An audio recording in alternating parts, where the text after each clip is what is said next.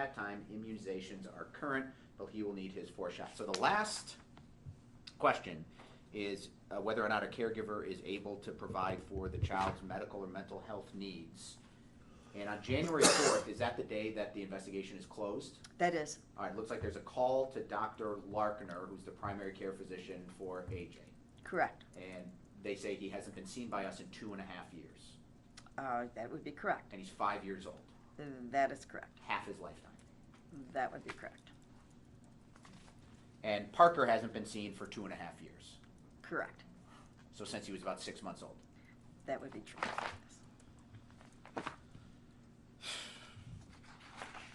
Okay, let's go to page 166. And this is a supervisory note. And who would have been the author of this? Mr. Pollivin. Okay, so let's read it. Bait stamp 196. PSA Pollivin met with CPI Acosta for SERAP approval. The SERAP was approved as written. The minors' ages 5 and 3 appear to be healthy and well. That Andrew, age 5, was found to have a large bruise on his right trunk, which he stated was caused by his dog. That is a large boxer breed. The medical exam was inconclusive. The ER physician stated it could have been a dog or a belt or a football. The residence was found by CLPD to be cluttered and have animal urine present. CPI visited the residence the next day and found the sleeping areas appropriate and clean. However, the dining and the living rooms were still cluttered with with clothes and toys. However, there were no clear safety concerns or hazard observed noticed. So this is sort of like Defendant Pollivin's reasoning for on the SERAP, right? Well, you're right. And this is a conversation he's having, the note reflects, in person with Mr. Acosta. So this is a supervision note. Okay, so he would have signed off on the SERAP that Defendant Acosta had completed that we went through. Yes, that would be correct. Okay. And would Defendant Pollivin on December 20th of 2018 have had access to the Kantz sheets filled out by Dr. Channon and the hospital staff? Should have, yes. Okay. And did he appear anywhere in here to consider AJ's statements to Dr. Channon? No.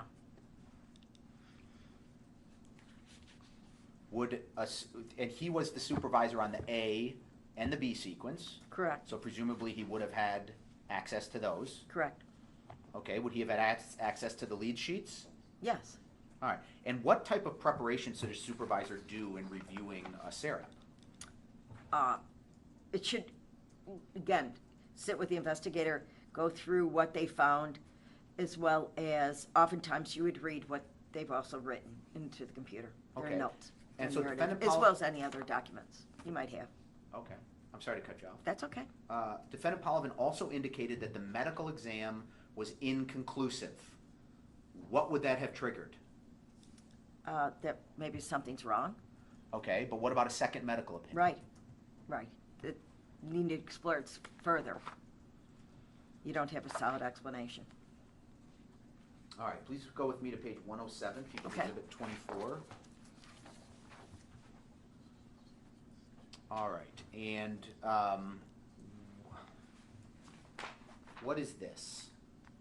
This 107, it's a waiver page, what we call a waiver page. All right, and who would have requested these waivers? Mr. Acosta would have requested the waivers of a supervisor. All right. Now, waivers regarding the P300s and mandatory contacts, those need to be requested, right? Correct. All right, and if they're requested, should they be in this section? If they're requested, it should be in here. These show up as like drop boxes Okay. on at the end of an investigation. So if you request a waiver of some rule, some P300, some context, something that you're supposed to do, it's documented in the P300s. It should be documented in the record, yes. Okay. In the And investigation. if there's no record of any waiver request in the P300s, what does that tell you? Wait, if there's no...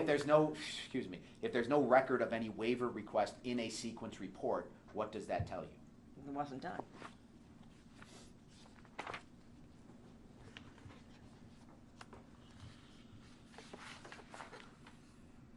Okay, please go with me to page 108.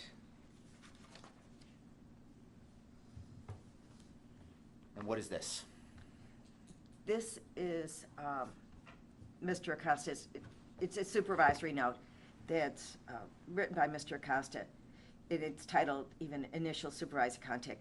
This is the initial note that he made after staffing the case with Mr. Acosta after the report came in. Okay, and it says allegation number 11, cuts, bruises, welts, number 82, environmental neglect, emergency response, police involved. It was reported that the mother, Joanne, was being arrested for suspended driving license, that Joanne is a former heroin addict, that the condition of the residence is questionable with problems with the structure inside. There may be issues of cleanliness in the residence. Andrew, age 5, has a large bruise to his hip area that his mother said was from a dog. The reporter is questioning on how the minor actually sustained the injury. A previous report was indicated in 13 for unknown reasons, and he was the supervisor on that report, and the report was unfounded in 18. Contact police regarding the incident and find out previous contacts with the family. Did Defendant Acosta find out previous contacts of the police with the family? It's not reflected in the investigation. Okay. Find out previous contact. See the minors to ensure their safety. Find out how the minor sustained his injury. Was that ever determined in this case? It was not adequately explored. Okay. Find out how the parents provide discipline. Not explored. Okay. Reprimand the parents if they use any means of corporal punishment that could have led to an injury. Take photos of any injuries and complete a body chart. Was a body chart done in this case? It was not. Did Defendant Acosta take any pictures? He did not. Have the parent take the minor to see a physician to treat any injuries and to complete the CONS 65A. Talk to workers from previous reports and community-based service providers. Was the reporter from the A sequence ever spoken to? No. Was anybody involved in the A sequence ever spoken to? No. If you can't find a reporter from a prior report, can you talk to the supervisor? Oh, sure. Yes. Find out who is the family support system. Who was the family support system? Who was in this Yeah. case? Do If you you have look. any idea looking at the C sequence Oh, investigation? no, not from that. No. Okay, update PSA with any new developments for critical decisions, and if there is a need for a safety plan, refer for services as needed. Were they referred for services? No. Contact collaterals who know the family. Were any collaterals contacted? No. Could Chad Reese have been a collateral contact? Sure. Assess the condition of the residence for any health and or safety hazards. Take photos of the residence for the record. Have the parent make a care plan for the minors until the residence is considered to be safe with no hazards noted. Was any care plan made? No formalized care plan, no. Okay. And then it says, follow all protocols and complete all screens required by Procedures 300. Were the P300 protocols followed in this case? No. Okay. And were all screens done on the Wiki and Friend? No. Okay, let's go to page 109.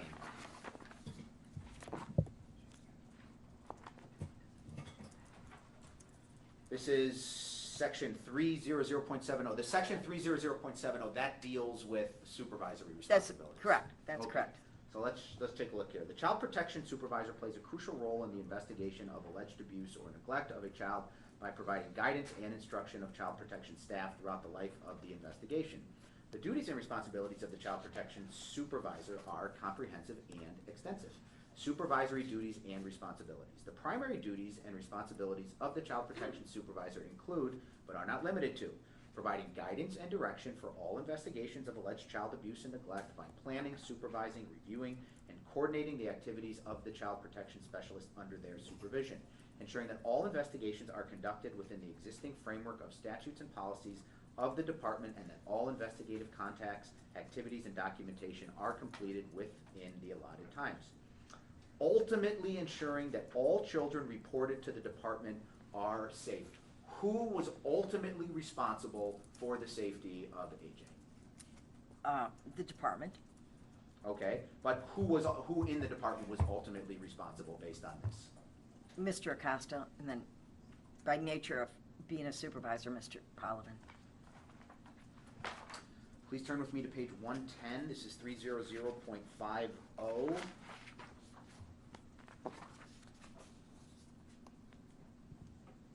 Okay.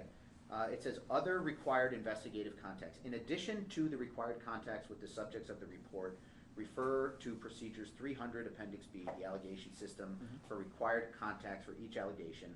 When contacting law enforcement for a police report or information about a specific incident on a pending investigation, the child protection specialist shall inquire about the availability of other reports involving the family. The child protection specialist shall request a copy of all such reports and review the reports with the child protection supervisor in order to make more informed safety and service referral decisions. The supervisor must ensure that the child protection specialist reconciles any difference in household composition. And it goes on to say, this is on 111, People's Exhibit 20, when law enforcement has an ongoing investigation, the child protection supervisor shall facilitate and participate in a joint child protection conference with law enforcement. The conference must occur within the first 5 days of the child protection investigation. Past and current information shall be exchanged at the conference, and participants must discuss how information can be utilized to maintain the safety of child/children in the future. Did either defendants comply with either of those sections based on your review of the C sequence? No. Please go to page 112. This is 300.70, factors and activities to be considered during supervision. Supervisors are responsible for monitoring all aspects of a child abuse or neglect investigation. The child protection specialist shall ensure the following factors are considered by the child protection specialist while gathering evidence. The factors include, but are not limited to, report subjects who have prior involvement with the department. Allegation and age, I'm on 113, People's Exhibit 20. Allegations and age of the child. Criminal history and leads. Referrals and notification to law enforcement. State's attorney notification. Medical needs, disabilities, or mental health issues of alleged victims and family household members. Ensure collateral contacts are completed within the required time frame. Based on your review of the C sequence, how well did Defendant Polovin provide guidance and consultation? He didn't. These issues weren't addressed. People's Exhibit 20, page 114, elements of guidance and supervision. The child protection supervisor must provide guidance and consultation for all critical and clinical decisions. Examples include, but are not limited to, ability to ask exploratory questions of subjects and collateral contacts. Ongoing safety and the clinical nature of the family situation must be discussed with the child protection specialist throughout the life of the case. Ability to evaluate contradictory information, whether observed and or reported. I'm moving on to page 115, People's Exhibit 20. Determine how a family's history is relevant to current observations and information. Assess safety and risk based upon the totality of available information and evidence. Critically review and analyze all documentation in SACWIS and the hard copy file prior to approving the investigation. Based on your review of the C sequence, how well did Defendant Polovin comply with these sections? He didn't. Page 116. Questions and documentation regarding external marks or injuries. This is 300.10, People's Exhibit 20. Questions that the child protection supervisor should use as a component of supervision that will better guide decision making include, but are not limited to, the supervisory conference and the investigator's response to these questions must be documented in a contact note. When did the child first show signs of injury and what were those signs? Is the explanation of the injury consistent with the injury? Who provided the opinion and what facts were provided in support of the opinion? Were conflicting explanations given for the injury? How did the explanations conflict? Who provided the information and whom were the explanations given? Did anyone provide corroborating information for the explanations of the injury? What was the corroborating information and who provided it? Have there been a series of injuries to the child or children in the home during the previous 6 months? What or who is the source of this information? Has there been a delay in seeking medical care for the child or children with the injury? What was the reason given for the delay? What or who is the source of the information? Were there any adverse medical issues from the delay? And on 117, lastly, People's Exhibit 20, have there been any changes in the household composition or caretaking that correspond with the onset of the injury? What were the changes? Have background checks been completed on these individuals? Based on your review of the C sequence, did Defendant Polovin ask Defendant Acosta any of these questions or document his responses? No.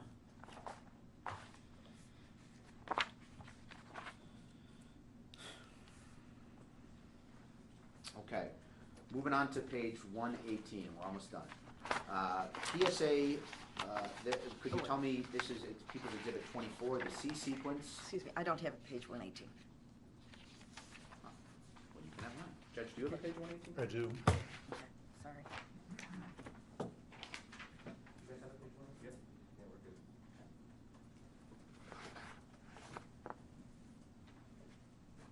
Oh, okay. Do you have any other pages? No, that's where it ends.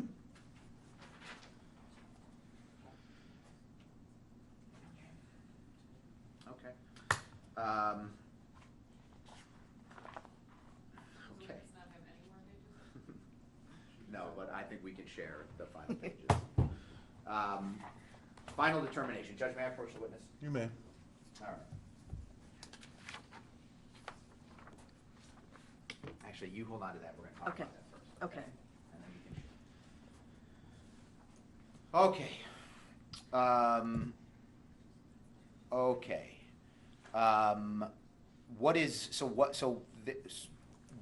is the document that you're holding, page 118? This is a supervisory note. It is noted as a final supervisory note from January 4th, 2019, 11:30 a.m. from, it's in person with Mr. Acosta and Mr. Polovin. Okay, and so let's go through the timeline. So let me just read this. So PSA Polovin met with CPI Acosta for final supervision report for number 11, cuts, bruises, welts, environmental neglect, police involved. It was reported that the residence was allegedly in poor shape, and Andrew 5 had a bruise on his right hip that he said occurred from the pet dog jumping on him. The police did not feel this was accurate and at the time took protective custody. The police initially became involved when they learned that the mother had been driving on a suspended license. The police met the mother at the residence and felt the condition of the residence was in poor shape. There was construction going on in the residence. The mother took Andrew to the ER regarding the mark on the hip. The treating physician could not say one way or the other how the minor sustained the injury.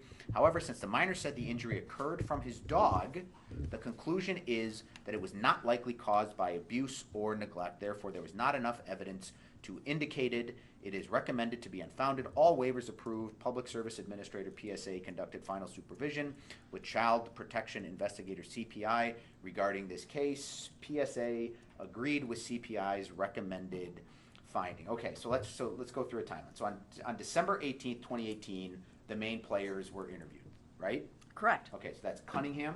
Yep. All right. Yes. AJ, Yes. Parker, Yes. Dr. Channon, Yes. Officer Shipbaugh, Yes. after AJ, and then AJ was brought to the hospital. Correct. Okay. 2019, Defendant Acosta goes to the home and interviews Friend. Correct. Okay, so that's the next day. Right? That is correct. Okay. 2020, we have an interview of Kathy Gold, that 2-sentence contact note about the B sequence. Right. Okay. And then nothing else is done between 2020 and January 4th of 2019. That is correct. Excuse me. Nothing else is done between December 18th, 12/20 and January 4th, 2019. That is correct. Okay, so now at 11:30 on that day, Defendant Acosta and Polovin, he talks to Defendant Polovin and gets permission to close the case. Yes. Okay. And what time was this document created? It was created at 11:42 Okay. a.m. same day. All right, and what time was the contact note? What time was the contact? 11:30 on the 4th of January. Okay, so it's a 12-minute, at best, consultation. Fair to say yes. And the case was unfounded. That's correct. All right, and does it appear to be unfounded because AJ said the injury was caused by a dog? That as well as, let me go back into it. Also because the treating physician could not say one way or the other how Minor sustained the injury. Okay, so we have treating physician could not say one way or the other. AJ said it was caused by a dog. Correct. Okay.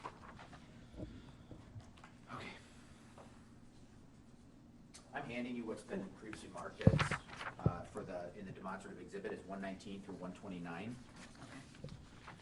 Let me just make sure.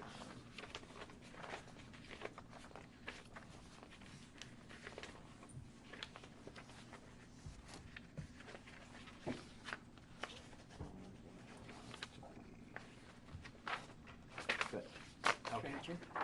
No, that's fine. You can keep that. Keep that? Okay. All right. Now, People's 119, that's People's Exhibit 20, and it is Section 300.50. Could you just read the highlighted section for the judge, please? Sure. It says final determinations.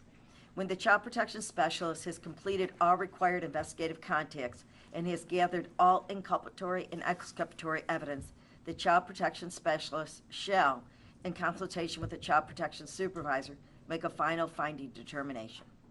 Okay. Now, if something has not been done, does the supervisor have authority to direct the investigator to complete the required task? Absolutely. All right. And if a supervisor does not believe that evidence was appropriately considered or weighs or disagrees with the recommended finding, does he have the authority not to approve reports? Yes. Okay. So could Defendant Polovin have indicated this case over Defendant Acosta's objection? He could have, or he could have sent it back for further investigation. Okay. On the whole thing.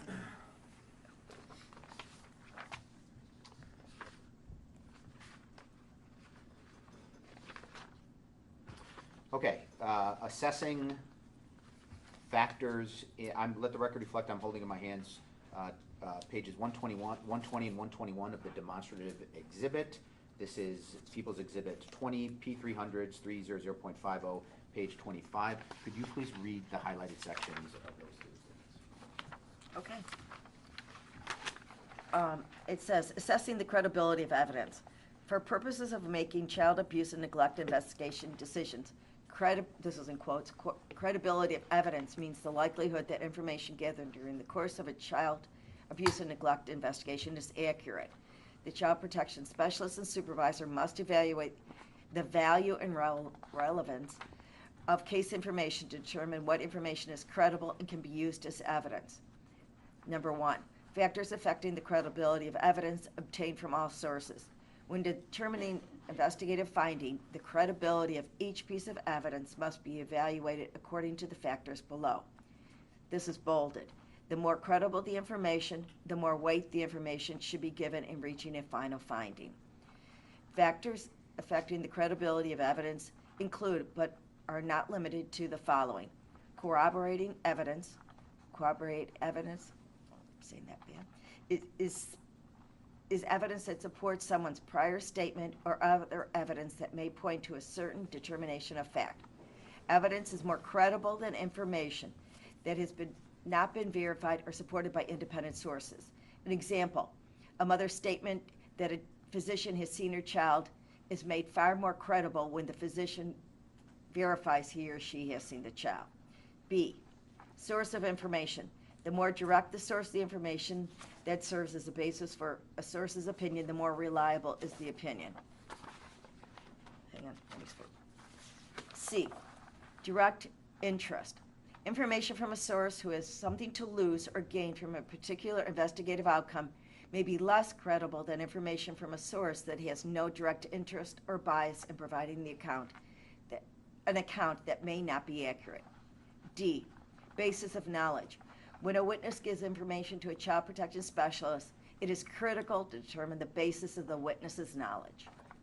Okay, so when making ultimate decisions like on founding or indicating an allegation of abuse or neglect, that's the guide that supervisors and investigators, is that the guide that they need to follow? Yes, that's why it's provided, yes. Okay.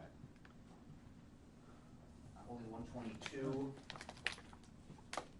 in my hand. Okay. This is page 122, People's Exhibit 20, 300.50, and Ms. Ruzicka, could you just read the highlighted section? Sure. It says factors affecting the credibility of evidence obtained from adult non-professional sources.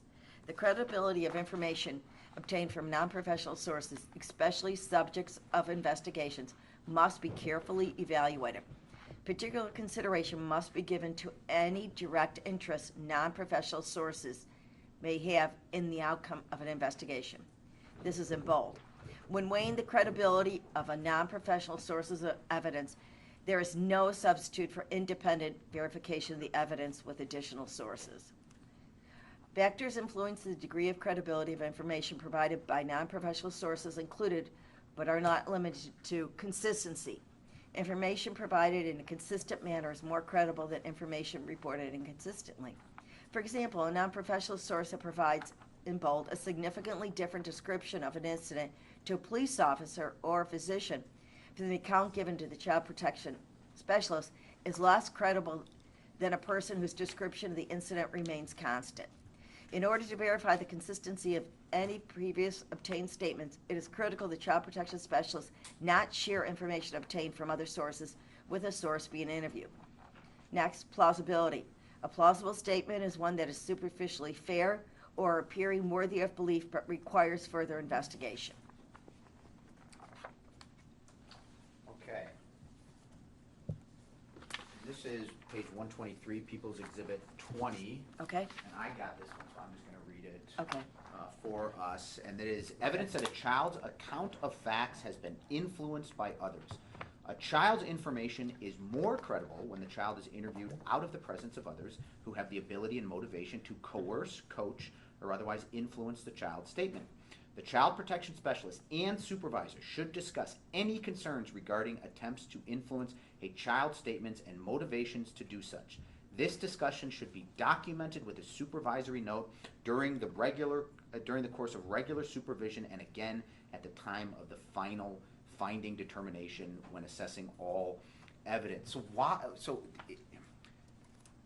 You had talked about how sometimes children try to protect parents. Sure. By not telling the truth. Yes. Okay, are DCFS agents trained on that? Yes. All right. And did it appear based on your review of the C sequence that Defendant Acosta and Defendant Polavin discussed their concerns regarding attempts to influence a child's statements and motivation to do so? No. Was that documented? No, it's not documented. Was there evidence that AJ's statements were manipulated?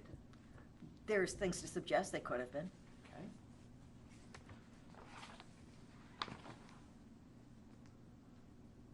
Okay. Okay, this is 124, People's Exhibit 20. Okay. Page 124, allegation 11, appendix B. I got this one too, so I can read it for you. Gotcha. The location of the cuts, bruises, welts, abrasions, or oral injuries, accidental bruises are frequently seen over bony prominences, such as knees, shins, forehead, and other exposed bony surfaces. Facial bruises or bruises located on padded areas, such as the torso, buttocks, cheek, genitalia, or on relatively protective areas like the earlobes, neck, upper lip, or on soft areas such as the stomach are highly suspicious. Was the injury to AJ located on his torso highly suspicious? Yes. Are DCFS agents trained on this? Yes. Yes. Specifically, yes.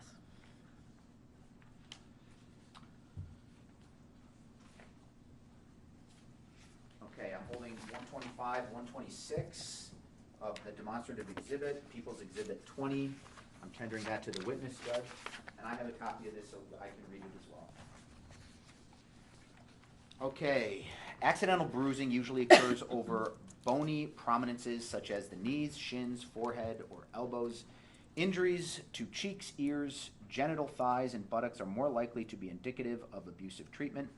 Bruising surrounding a child's mouth may be associated with attempts to force feed or to make a child stop crying.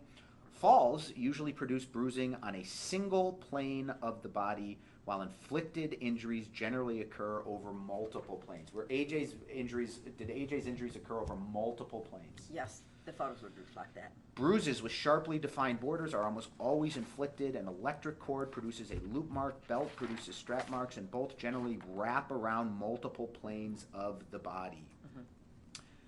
Boards and paddles may leave linear injuries, while other instruments may leave distinctive pattern injuries. Is there a previous history of abuse and neglect, or do persons interviewed report previous injuries to the child? Is the explanation of the injury consistent with the injury? Consistency may be determined either through an analysis of the injury by a medical professional or through consistent explanation of the incident obtained by the witnesses of the incident across the settings. Did I read that right? Mm-hmm. Yes.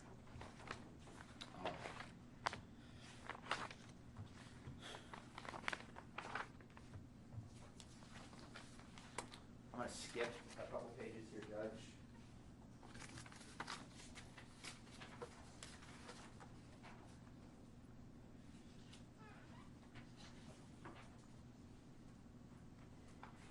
And I'm just going to, I have 128 and 129 in my hand, so the demonstrative exhibit. And I have these, so this is P300's 300.130. Okay.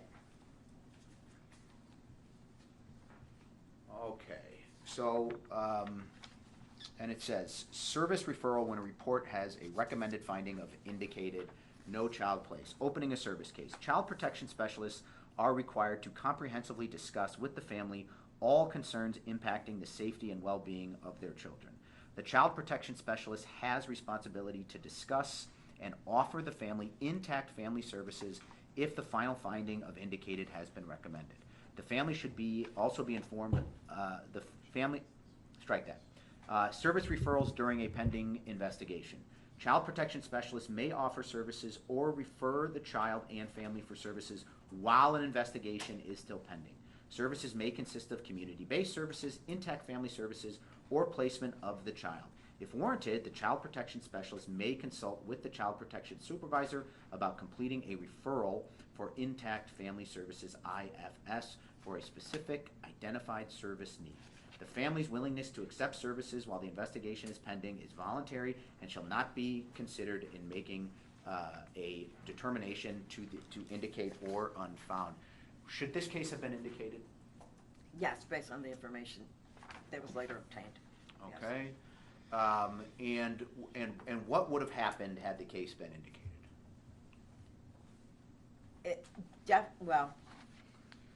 With regard to a service referral, like if there's a recommended finding of indicated, what does that mean? With the protective custody having lapsed, you couldn't refer because the child's not in care. All you could do is refer for what they would call intact services. It means usually they're contracted out, but the department has an intact unit that could work with the family. That's required to see them at a regular frequency. Work with them to engage in services. Basically, they're there to address the issues that brought the case to the department's attention and to make sure that things are good and things aren't going to go backwards again. And what kind of services are available? Oh, there are many. In a case like this, obviously substance abuse treatment, you would want to make sure that they both were substance-free for an extended period of time, especially based on the history of substance abuse.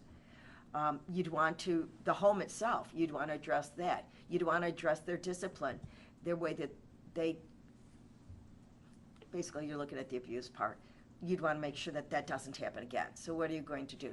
If it means anger management, if it means parenting, if it means counseling.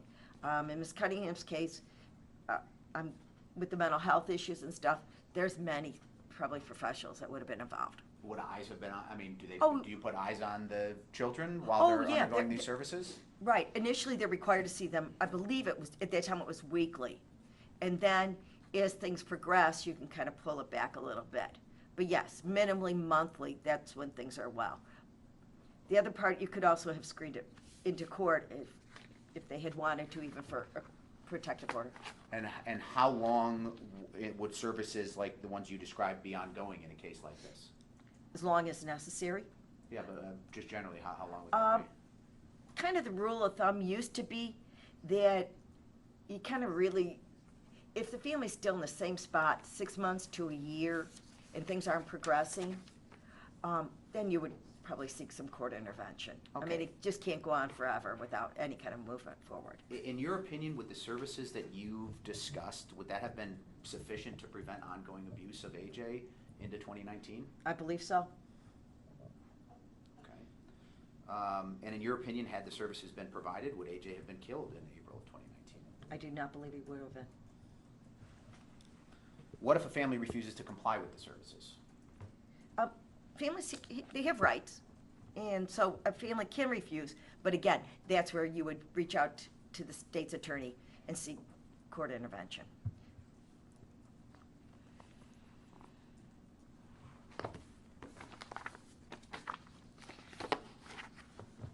If I could have a moment, please, Judge? Okay.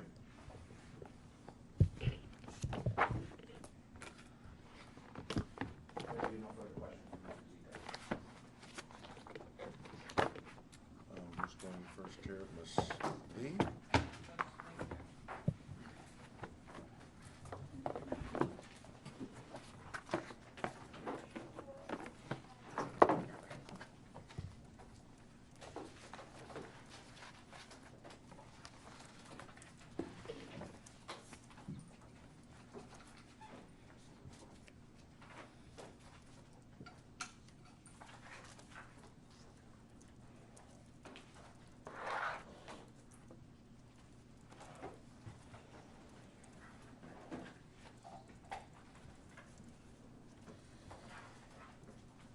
Good afternoon, Ms. Rosika. Good afternoon.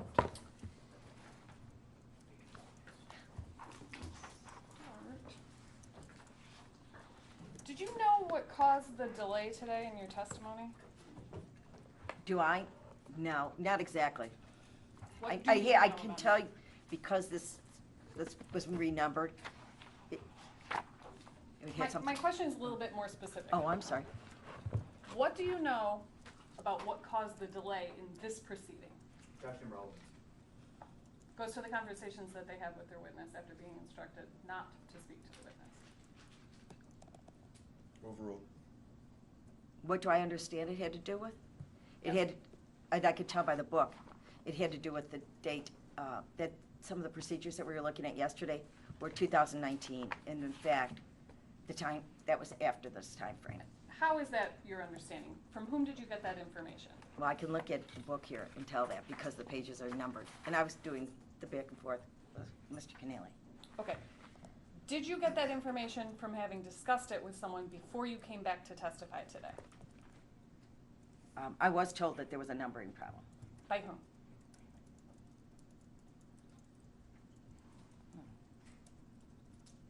I'll be honest, I don't remember. Was it one of the 3 attorneys sitting at the state's table? No, Was it someone from the state's attorney's office? I don't know if that person was.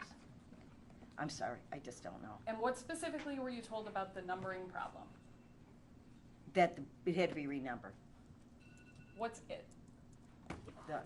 The books that everybody's in the judge's copy. Were you told that it was about a distinction between old procedures and new procedures? No, I knew that. Okay. That goes to my next question, because you Sure. testified to certain sections of the P300s yesterday, correct? I did. When I say P300s, that's Procedures 300, That is correct. And in that testimony with Mr. Keneally, you did not distinguish between the old version of the procedures and the new version of the procedures, correct? No, I did not. You were testifying from a current version that did not exist in December of 2018, yesterday, is that right? What I was looking at was from yesterday was from 2019, correct. So as you offered that testimony, you knew that that version of the Procedures 300 was not in effect in December of 2018. This is they're the same procedures as we went through today. But the new version of the procedures is not the same as the October 2015 volume, correct? In total? Are you asking total? No, there are obviously changes. And there are substantive changes, correct? I'll be honest, I'd have to go back and refresh my memory. I don't remember what the changes were, the substantive changes between 15 and 19.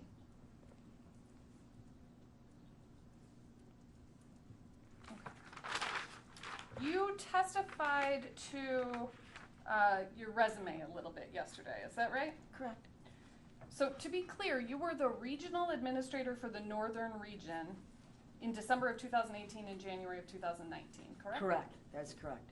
So at that time, Mr. Polovin was Mr. Acosta's direct supervisor, is Correct. that right?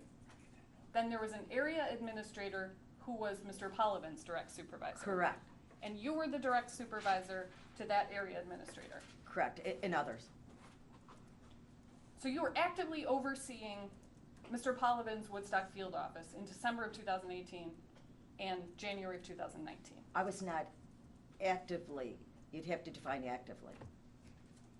You were overseeing the Woodstock field office in December of 2018 and January of 2019. Right, with other offices. What is the responsibility of the area administrator? The area administrator, generally they cover several offices. They're to oversee and manage the supervisors. So because there's multiple supervisors, I'll speak of child protection. There are multiple child protection supervisors in one site.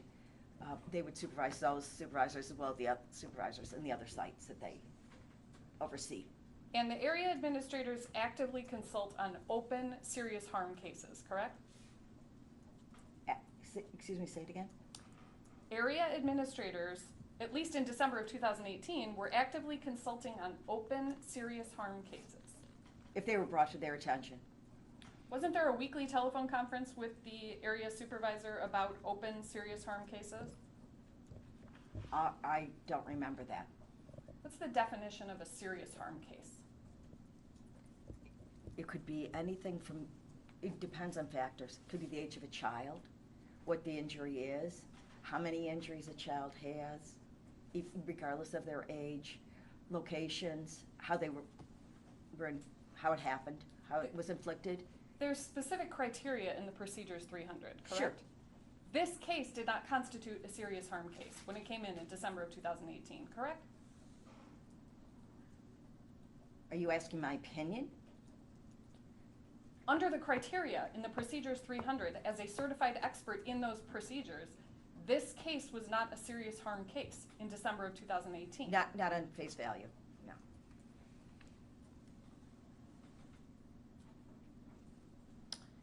You indicated early in your testimony yesterday that when an investigator just does not complete a task, that does not amount to a waiver. Was that your testimony? I'm sorry, could you say that again? Yes. Yesterday in your testimony, you indicated that when an investigator just does not complete a task, that does not amount to a waiver of it. Correct. Okay. When an investigator is doing final supervisory review, any missing or incomplete contact, documentation, or activity has to be completed or waived, correct? Should be, yes. And in fact, your computer system, the department uses a computer system by the name, or using the acronym SACWIS, S-A-C-W-I-S, correct? That's correct.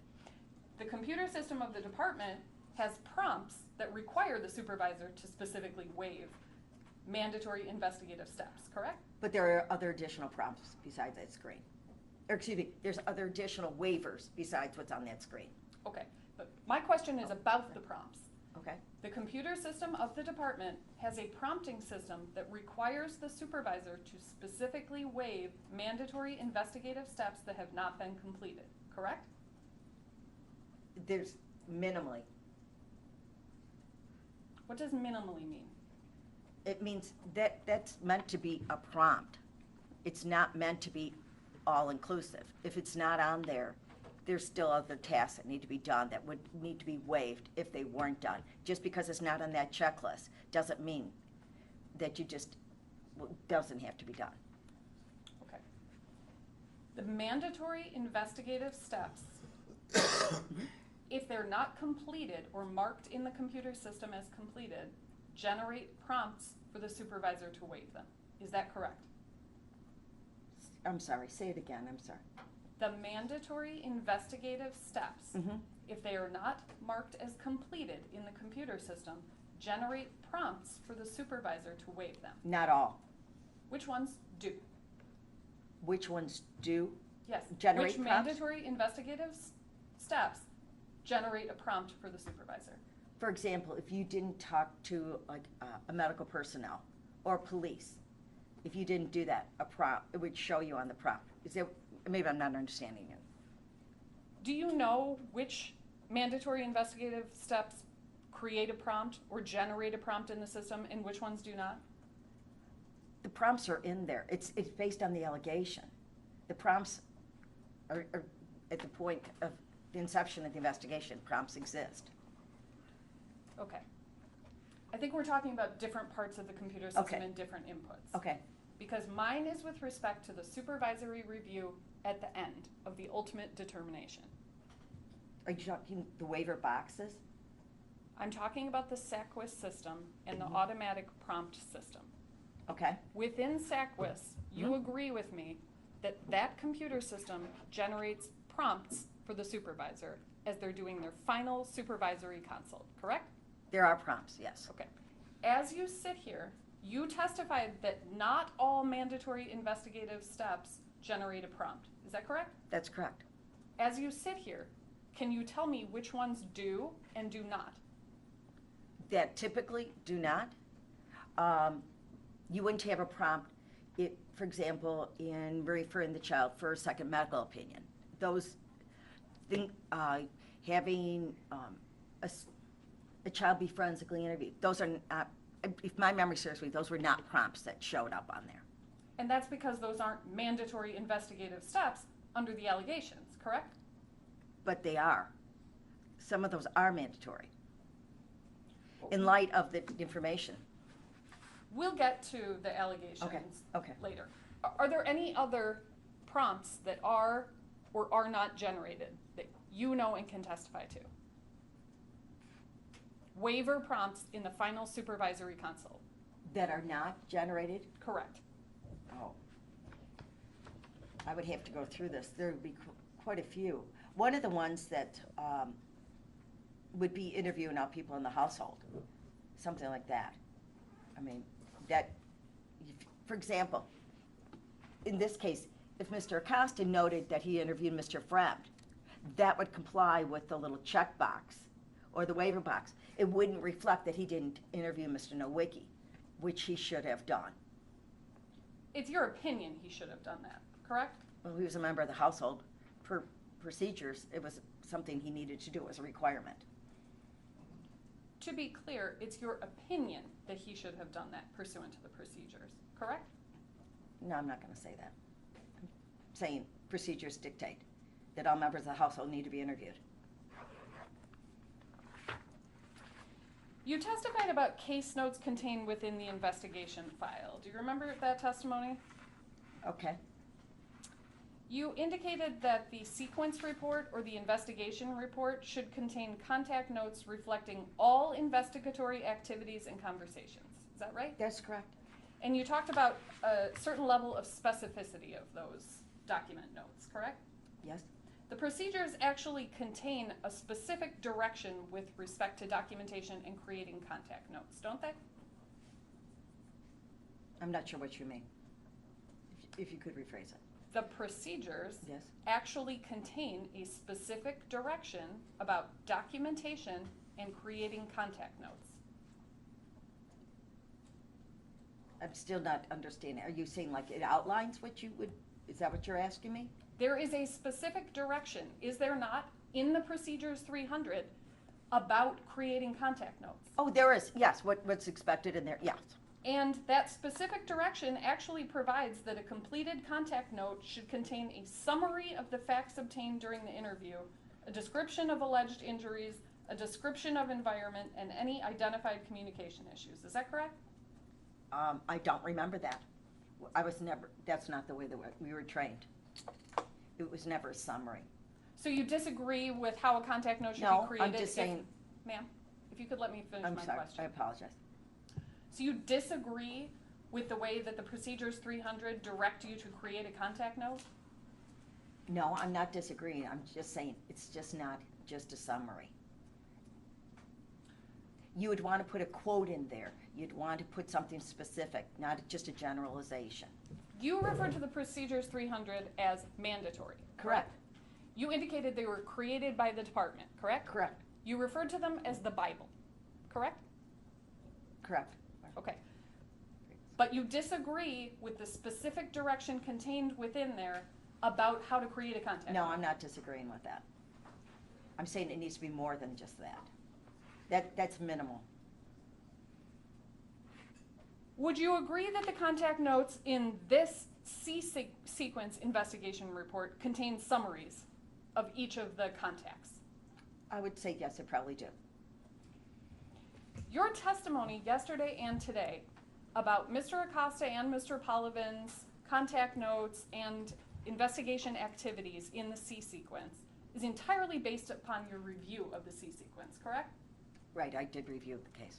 You did not actively participate in the investigation in December of 2018 or January of 2019, correct? That is correct. You did not observe Joanne Cunningham, Andrew Friend, Daniel Nowicki, or anybody else whose name came out yesterday or today in December of 2018 or January of 2019, correct? That is correct. You did not observe those people physically, is that correct? That is correct. So all of your testimony is premised on your review of the investigative report. That would be correct.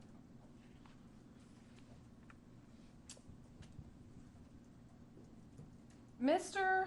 Acosta, his participation in the C sequence, the investigation in total, was within his official capacity as an investigator, correct? Yes. He wasn't there as a private citizen. Oh, correct, correct.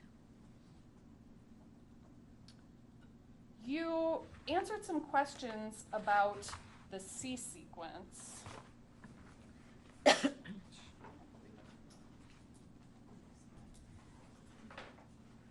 You answered some questions about the C sequence report that's been admitted into evidence as State's Exhibit 24. Judge, can I have that exhibit? You want what now? 24. Do you want the page number? Oh, wait. 24 is the DCFS.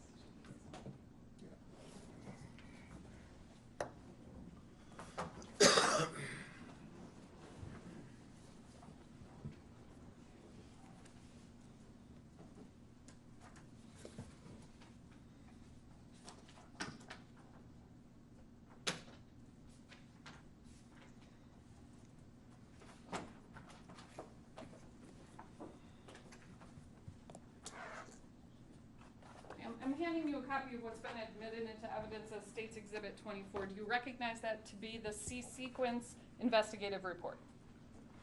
What you've just handed me, yeah, that's the C sequence.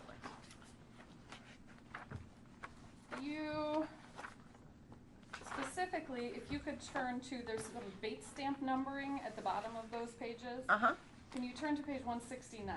sure. You were asked about the addresses associated with Joanne Cunningham and Andrew Friend on this page yesterday. Do you remember that? I do, And it says mailing address 2200 North Seminary Avenue. right, Same thing for Andrew Friend. correct. That's the jail in McHenry County. That's the jail address, correct? That is correct. These addresses were not Joanne Cunningham or Andrew Friend's addresses in December of 2018 or January of 2019, correct? That's correct. This is not, this, State's Exhibit 24, is not a true and accurate copy of the investigative file as it existed in December of 2018, because that information has been updated since the death of AJ Freund, correct? Oh, that I don't know. That I don't know. Can you turn to the next page, page 170?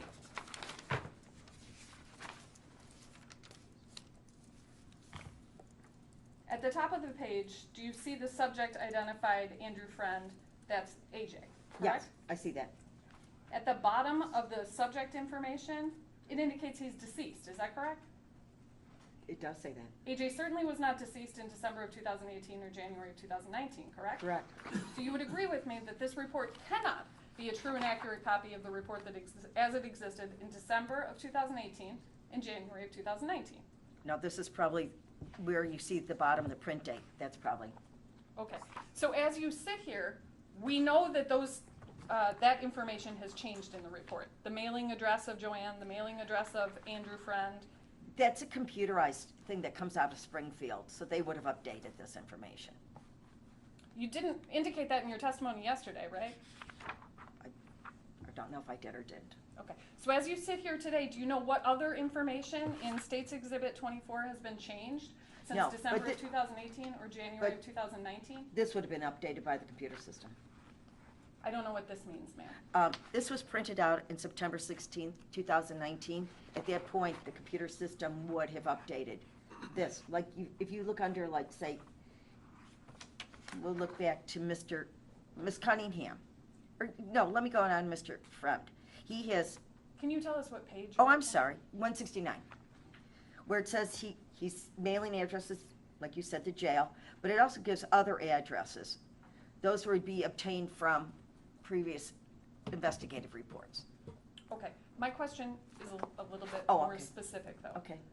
As you sit here reviewing State's Exhibit 24, other than the addresses that we've addressed on page 169 and the fact that it reflects AJ as deceased on page 170, do you know what other information has been changed in this report since January 4th, 2019 when it was unfounded? Nothing should have been. Do you know that that's true? I can't say for a fact because I didn't print this out. Have you reviewed State's Exhibit 24 next to a copy of the report as it existed in January of 2019? Yes, actually I do. I have a report, a copy of the report from back then. And you've compared the two? I did. When? I did, initially when I was asked to look at the case and render an opinion, I want to say it started in July of maybe 21. If you've already reviewed the two reports next to one another and knew about the differences, why were you confused by them today? This is not in the initial, this is not in the report as it was printed out back in the day. This information about being deceased and stuff, this is different. This You is mean like- different from the reports that you previously compared. Is that your testimony? Correct. The one that was generated from back then, yes. So what report were you comparing that to, if it wasn't State's Exhibit 24? I had a copy of the original report that was printed back before September 2019. Okay. You would agree that that report you're referring to, what you just called the original report, Well, I call it my original. is not State's Exhibit 24? Right, I have copies of information from back in the day when I worked for the department. Copies of department information? Like policy procedures, certain things, yes, when I've been involved in stuff. So was it an error when you said that you had compared the two reports, your original report and this State's Exhibit 24? You have not sat down with the two reports and compared them, correct? I did, initially, some time ago. Initially when? Like I said, about 2 years ago. And you believe you were comparing this report, State's Exhibit 24, to your original report? I'll call it my original, correct.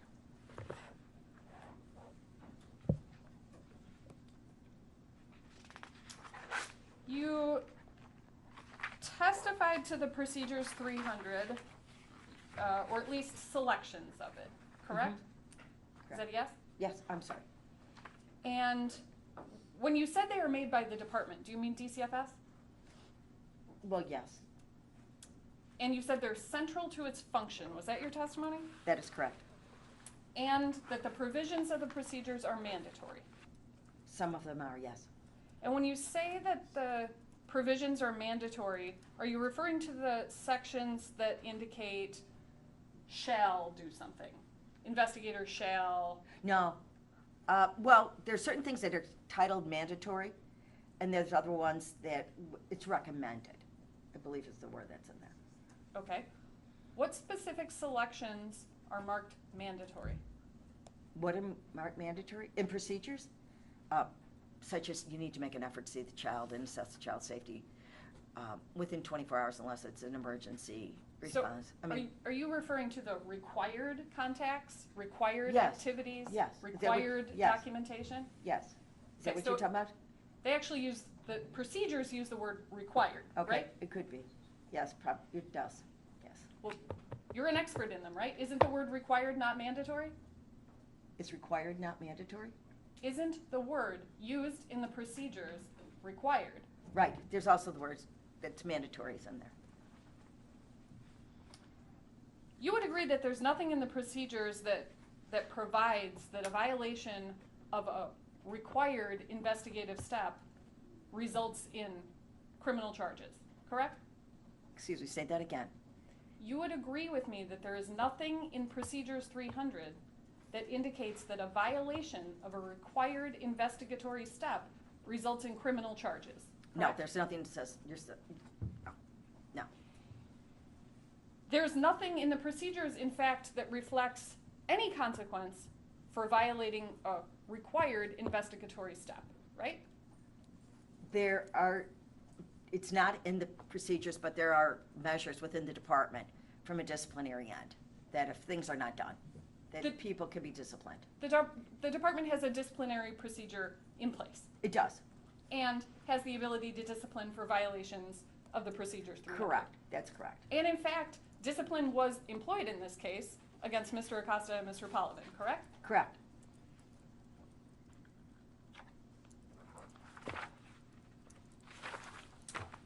The Procedures 300 in total are 274 pages, is that right? Does that sound right to you? It sounds about right, yeah. And including all of the appendices are actually more than 500 pages. I would believe, yeah, I think that's fair to say. So you would agree that in your testimony with Mr. Keneally, you did not review or cover all of the Procedures 300, Oh, no, only selections from it. correct. There are timeframes set forth in the Procedures 300. There that are. The investigator and the supervisor and the area administrator are bound by, is that correct? That's correct. One of those timeframes is that investigations are required to be completed and submitted within 55 days so that they can be closed within 60, is that correct? That's correct.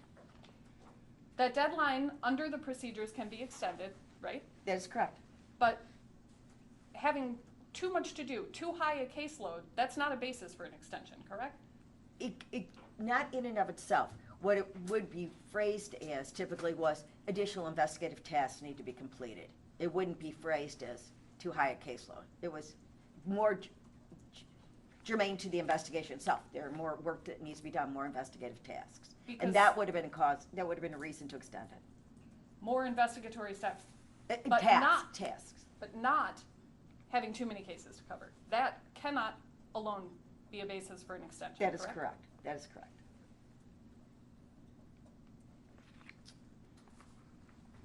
You were asked about, I'm going to trade binders here and turn to the procedures. Allegation 11. Allegation 11 is the abuse allegation related to cuts, welts, and bruises. Is that correct? That is correct. Do you want this back? You can leave it there for now. Okay.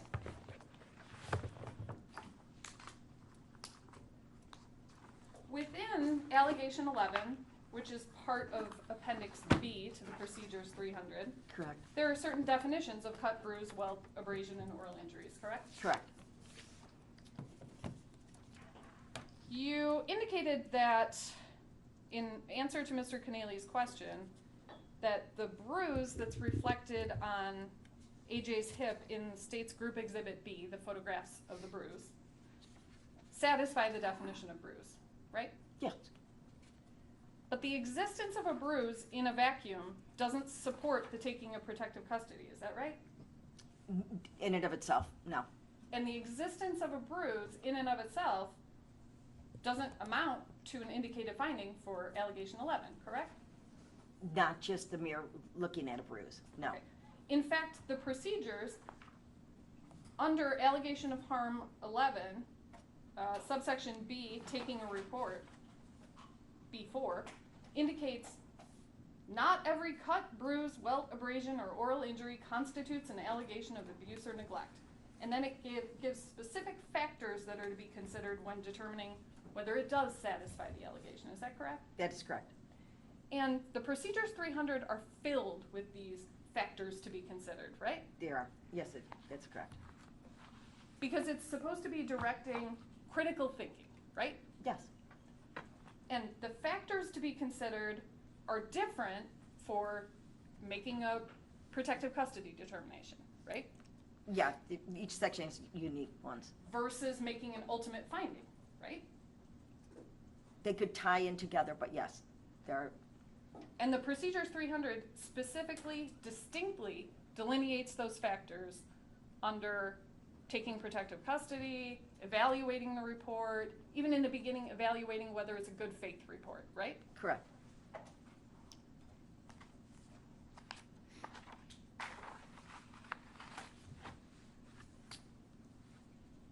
I believe in your testimony yesterday, you also indicated that the bruise on AJ's hip in State's Group Exhibit B satisfies the definition for welt. Was that your testimony? I don't remember if I said it was a welt. I'll be honest, I know I said it was a bruise. There's no indication in the record that there was an elevation on AJ's No, skin not created, that, right? not that I remember. So you would agree it does not satisfy the definition of No, welt? Not necessarily a welt, no. Investigations, there are two places within the Procedures 300 that give directives with respect to conducting investigations. Would you agree with me? In Appendix B, both investigatory steps for all allegations and then specific investigatory steps for the allegation numbers. That's correct. There are three sub-steps, if you will, to the investigations: required contacts, required activities, and required documentation, right? Yes, And then in Appendix B, subparagraph H, it specifically identifies those required contacts, required activities, and required documentation for all allegations, right? I'm not sure if it's H, but I'll go with you on that. Okay. Early in Appendix B, it itemizes those required steps for all allegations. Sure. And then it's, the Appendix B contains all of the numbered allegations for abuse and for neglect, correct? That's correct. And then under each numbered allegation contains the same or different required activities, required contacts, required documentation for the specific allegations, right? Yes. Under all allegations, required contacts, the first one listed is interview the reporter, right? Correct. You would agree from your review of the C sequence in this case that the reporter was interviewed. Yes. The second required contact for all allegations pursuant to Appendix B is interview the child victim within 24 hours, correct? Correct. You would agree that the child victim in this case was interviewed within 24 hours. Correct.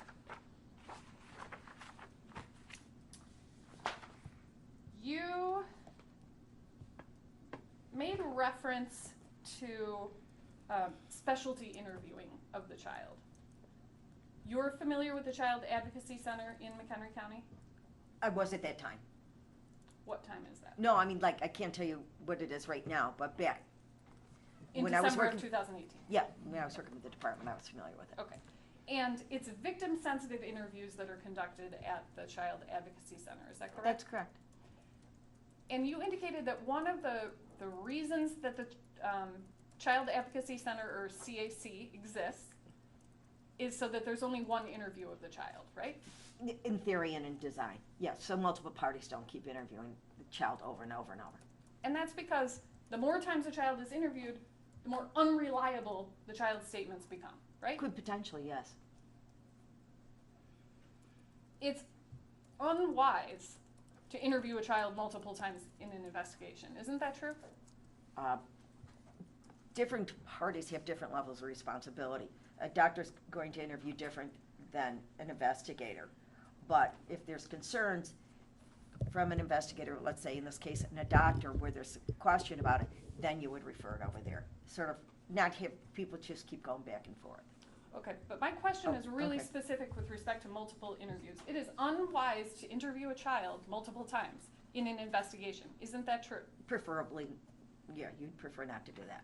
And it undermines the statements that are being elicited each time a child is interviewed, correct? It could or it couldn't. I mean, it depends. A child could feel more comfortable talking to one person over another and then disclosing more to that person, even if that was the second person that interviewed him. But you would agree that whatever comes out of the fourth, fifth, sixth interview is being undermined by the statements that were made in the first, second, third, and fourth, right? You wouldn't interview a child that many times.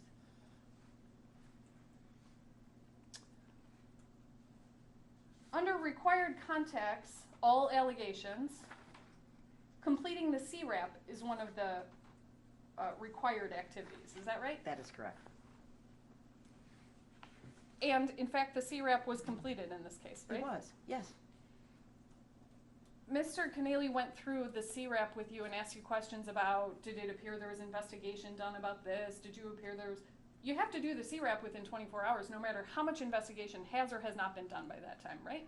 Right, the initial one, you do.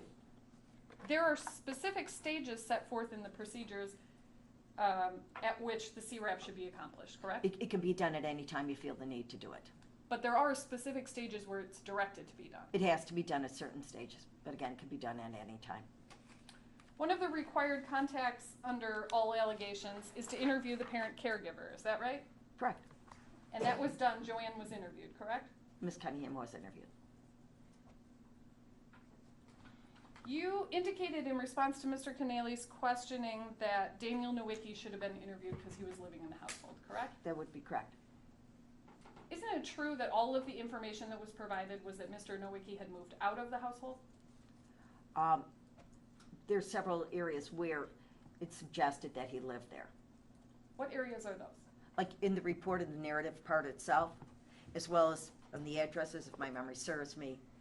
And I'm trying to think if there's any other spot. Initially, that's where, and he's listed in the report. I mean, as a subject right away. Okay. But being listed in the report does not mean he was living with Joanne Cunningham, Andrew Friend, and their 2 children, right? It should have been explored in the questions asked relative to his, if he was or he wasn't. I appreciate that, but my question is very Okay. specific. His being listed in the report does not mean he was living with Joanne, Drew Friend, and their 2 children, correct? No way of knowing. When you say it's in the narrative, are you referring to the narrative at the beginning of the report taken by the hotline? I'd have to look at it to exact, if that's, I'm asking, Oh. you said it's listed in the narrative. Are you I believe referring? it, I believe there, Mr. Nowicki is referenced in the narrative of the report. So, yes.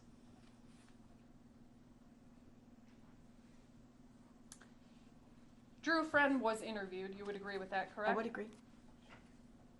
Mr. Acosta attempted an interview of Parker, you would agree with that, correct? I would agree. One of the required contacts for all allegations is to interview the alleged perpetrator. The alleged perpetrator was Joanne Cunningham, is that correct? Yes, as the report came in.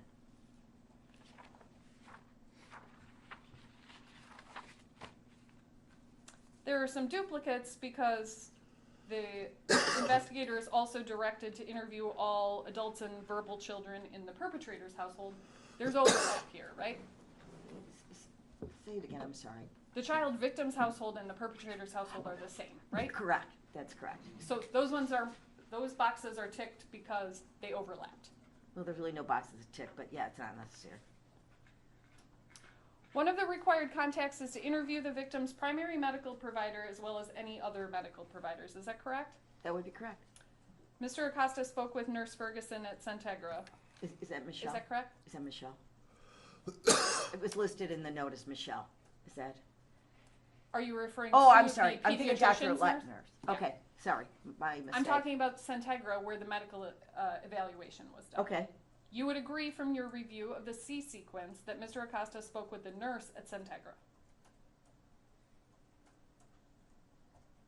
I don't remember if he spoke directly to the nurse. You would agree that he spoke with Dr. Chandler. Yes, you would agree that he spoke with the boy's pediatrician's office, Dr. Larkner's office, right? Correct.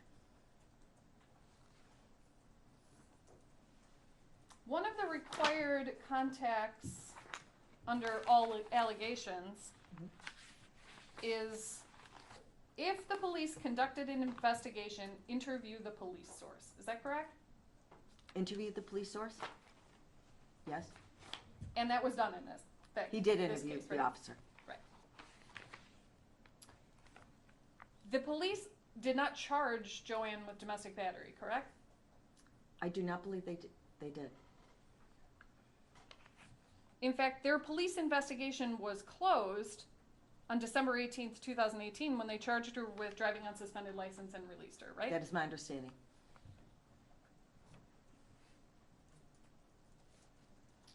One of the required contacts was, under all allegations, is to interview the DCFS worker, or if there is an open or closed case, right? Correct.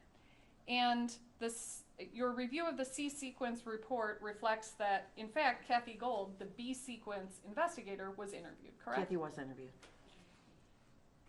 Mr. Keneally asked you yesterday, did Mr. Acosta review Kathy Gold's report, and you indicated that he did not. Do you remember that testimony? I do.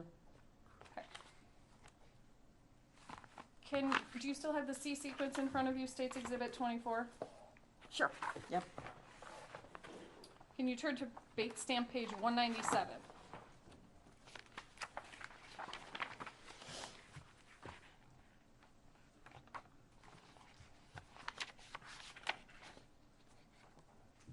Okay. Yes. Would you agree with me that Mr. Acosta's contact note about his interview of Kathy Gold says, spoke with prior CPI, she confirmed details of the prior unfounded report? That statement is what's typed there. Yes. Okay. Notwithstanding that statement, you are testifying for certain Mr. Acosta did not review her report. There is nothing to reflect that Mr. Acosta reviewed the prior sequence report. And that would be what should have been done. It should have stated that he reviewed the prior report. So you believe that that would have been, that mandatory activity would have been better accomplished by indicating specifically report reviewed, she confirmed the details of the report. It's both. He should have noted that he reviewed the prior report, and then he should have interviewed Kathy as well. And Kathy could have confirmed just what he wrote, confirmed the details of the prior, but he should have reflected that he read the prior report. And you believe that by only reflecting that he spoke to her and she confirmed the details of her report, that he violated that required investigative step? Right. The department's position, if it's not documented, it did not happen. Is that a written position? No, it's been the mindset of the department that things have to be documented. Documentation is critical and important. There's no proof that something was done if it wasn't documented. But that's not in Procedures 300, right? No, that's the practice. But procedures do say you have to document.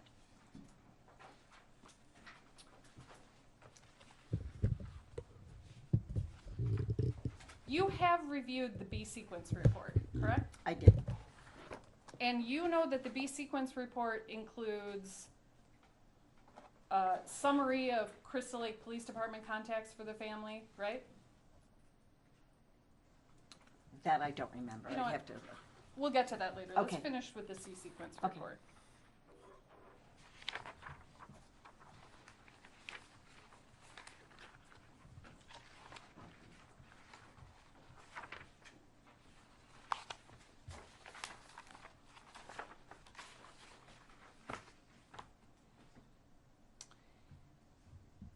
Under all allegations, required contacts, after the itemization of all of the contacts that are required, which is subparagraphs A through W, there is a catch-all paragraph, X, that indicates a waiver of any of the above requirements must be approved by the child protection supervisor, correct? That's correct. Because all of these activities with respect to all allegations are waivable, correct?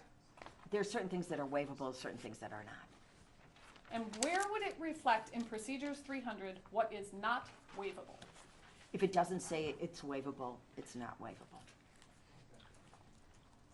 Does the catch-all paragraph at the end of all required contacts that says a waiver of any of the above requirements must be approved by the supervisor? I'm not sure what you're referencing, and I don't know if it's specific to an allegation or what you're referring to right now. Great. Can I get State's Exhibit 20? That's the actual procedure. Do we have that?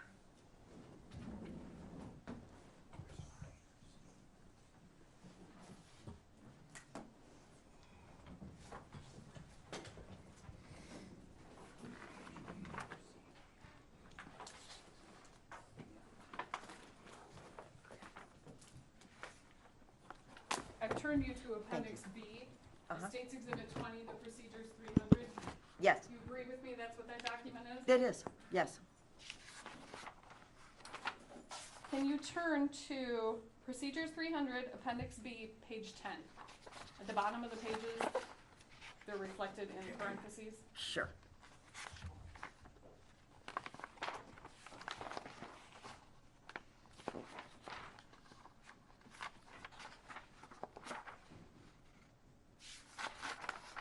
Okay, Okay. To give you some context, I'm going to have you flip back to page 7 of that same section. hang on one second.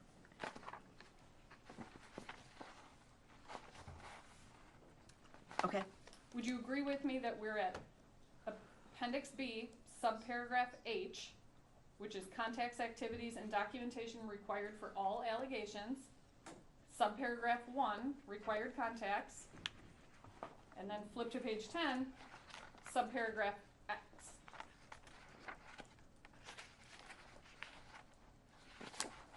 okay. Now do you see what I was reading? Now I The do. waiver I do of see. any of the above requirements must be approved by the child protection supervisor. Correct. I see what that says. Any of the above requirements, right? The ones that are noted in here. A through W. Yes, that's the way it looks. Okay. Then the next part of that section, Appendix B, subparagraph H, Wait, subparagraph I'm 2, Sorry, go back again. I'm sorry. I'm giving you some foundation. Oh, okay, sorry. That same section, subparagraph H, subparagraph 2 is required activities, right? First it did required contacts, then it does required activities, right? H, required contacts, I see that part. Now go back to page 10. Oh, okay. Required activities, I see where you're Right. going. We were Yeah. under contacts. The next thing in Appendix B is required activities. Right, I follow right? you. One of the things that is listed under required activities and that you testified to are leads checks, right? That is correct. That's what's commonly referred to as a rap sheet. Yeah, the department really didn't call it a rap sheet, but Okay. yes. Generally speaking, the leads checks were not actually performed by the investigator, right? That was a request that they made of a different department. Or, yes, it was not a function that we could, like, pull up a database on. Okay. Is that what you That's mean? exactly what I'm asking. Yeah. The investigator or the supervisor could not go into a computer system and pull the lead sheet. No, right? we had to request it. And you requested that from a downstate department, correct? We did, and at times you could actually even go to your local police departments if you needed it and ask them to run it for you. But yes, The DCFS department that ran it was downstate, and they sent them by regular mail, right? or I believe as this computer got computerized, I believe they came through the computer to you as well. Through Through SACWIS? Yes, because there was a little box that you would check on there to request leads. And I believe that they came back through the system. They could. I Do mean, you know if the Woodstock field office in December of 2018 was receiving leads sheets electronically? that I do not know. So it's possible they were still going to the Woodstock field office by mail. It could have. Well, The mail or courier, you know what I mean? The state had couriers. Oh, so it could be driven from downstate to the Woodstock field Correct, and office. couriers came up like multiple times a week. So, yeah, so I'm saying it could have been driven. And how often was a courier coming? It depends on the field office. I couldn't tell you what it was to Woodstock, but And so it's fair courier, to say that you couldn't tell us Let what her it was? answer the question. Okay. What were you about, you said couriers before your cutoff, what were you about to say? they came fairly frequent because in my opinion, the state wasn't gonna spend money to put in the mail. It was easier just to have couriers come up and deliver to various different offices. Not just these documents. There'd be other things they'd be couriers would bring. It's fair to say that you have no idea how often a courier was coming to the Woodstock field That- office in December of 2018. That is correct. I do not know. And you do not know how the lead sheets were being received in the Woodstock field office in December of 2018. I couldn't tell you exactly or specifically. No.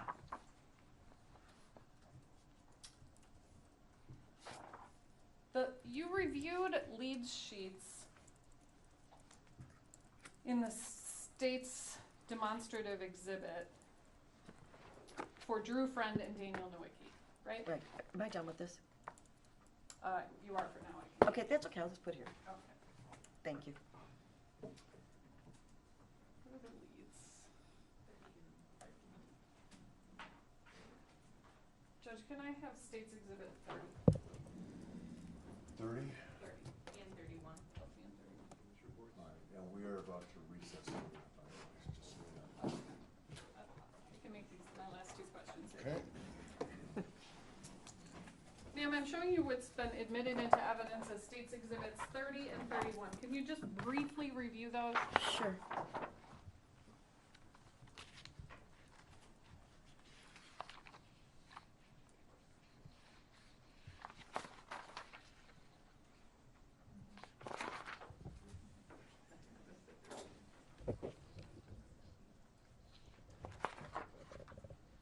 Would you agree that State's Exhibits 30 and 31 are the lead sheets for Drew Friend and Daniel Nowicki that you reviewed in the state's demonstrative exhibit?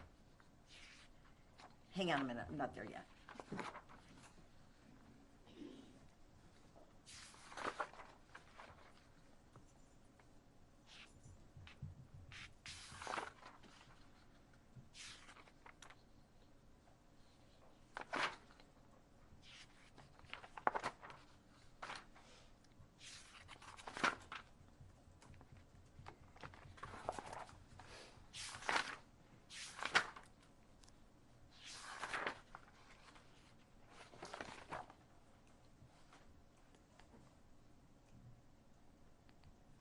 Okay. No, I've looked through them. Would you agree that State's Exhibit 30, let's take them one at a time, Okay. is the lead sheet for Drew Friend run in November of 2020? Let me just check the date. Hang on a second. What date did you say? I'm sorry? It's 10th in November? November of 2020. That's correct. And State's Exhibit 31 is the lead sheet for Daniel Nowicki run in November of 2020.